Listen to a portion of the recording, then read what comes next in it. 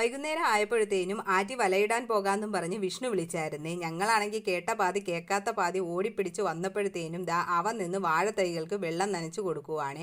ആളെ ഈ കാണുന്ന പോലെ അല്ലേ, കഴിഞ്ഞ വർഷം യുവകർഷകനുള്ള അവാർഡ് കിട്ടിയ വ്യക്തിയാണ്. അരമണിക്കൂർ ഞങ്ങളെ വെയിറ്റ് ചെയ്യിപ്പിച്ചെങ്കിലും വലയും എടുത്ത് രാജാവിനെ പോലെ ഞങ്ങളെ വിളിച്ച് മുന്നേ നടക്കുവാണ്. 2 വർഷം മുന്നേ വേനൽ സമയത്ത് ഞങ്ങൾ സ്ഥിരം ആറ്റിൽ കുളിക്കാനും നനയ്ക്കുവാനും വേണ്ടിയിട്ട് വന്നുകൊണ്ടിരുന്ന വഴിയാണ് ഇത്. ഇപ്പോൾ പൈപ്പ് ലൈൻ ഉള്ളത് കൊണ്ട് അധികം ആരും ആറ്റിൽ വരാം. മഴ സീസൺ ആകുമ്പോൾ ഈ കാണുന്ന ഭാഗത്തൊക്കെ നല്ല രീതിക്ക് വെള്ളം കയറും കേട്ടോ. അപ്പോൾ നമ്മളെ വീടിന്റെ തൊട്ടടുത്തായിട്ടാണ് ഈ ആറ് ഒഴുകുന്നത്. അപ്പോൾ അവർ രണ്ടുപേരും കൂടി വലയുമായിട്ട് അങ്ങ് ആറ്റിലോട്ട് ഇറങ്ങുവാണ് ചെയ്യുന്നത്. ഈ വല കൊണ്ടുപോയി ആറിന്റെ അക്കര സൈഡിലായിട്ടാണ് കുറികയാണ് കെട്ടുന്നത്. ഈ ഭാഗത്ത് നല്ല രീതിക്കുള്ള ആഴം ഇല്ലാത്തതുകൊണ്ടാണ് അക്കര സൈഡ് കൊണ്ടുപോകുന്നത്. അക്കര സൈഡും അത്ര വലിയ ആഴമൊന്നുമില്ല, എന്നാലും ചെറിയ രീതിക്കുള്ള ആഴമുള്ള സ്ഥലങ്ങളിൽ മാത്രമേ മീൻ പെട്ടെന്ന് വലയിൽ കുരുങ്ങത്തുള്ളൂ. അതുകൊണ്ടാണ് ആ ഭാഗത്ത് ഇടുന്നത്. കെട്ടുന്ന വല നാളെ വെളുപ്പാങ്കാലത്താണ് വന്ന് എടുക്കുന്നത്. അപ്പോൾ എവിടെയാണെന്ന് അറിയാൻ വേണ്ടിയിട്ട് അതിൻ്റെ മുകളിലായിട്ട് ഒരു കുപ്പി കെട്ടിയിടുക. അപ്പോൾ കുപ്പി അവരൊക്കെ എത്താൻ വേണ്ടിയിട്ട് ഞാൻ അതിൽ കുറച്ച് വെള്ളവും കൂടി നിറച്ചാണ് അങ്ങ് എറിഞ്ഞു കൊടുക്കുന്നത്. എന്നാലേ ഞാൻ ഉദ്ദേശിക്കുന്ന സ്ഥലത്ത് ആ കുപ്പി ചെന്ന് വീഴത്തുള്ളൂ കേട്ടോ. അപ്പോൾ അവിടെ കെട്ടിയതിന് ശേഷം ഇവർ മറു സൈഡിലുമായിട്ട്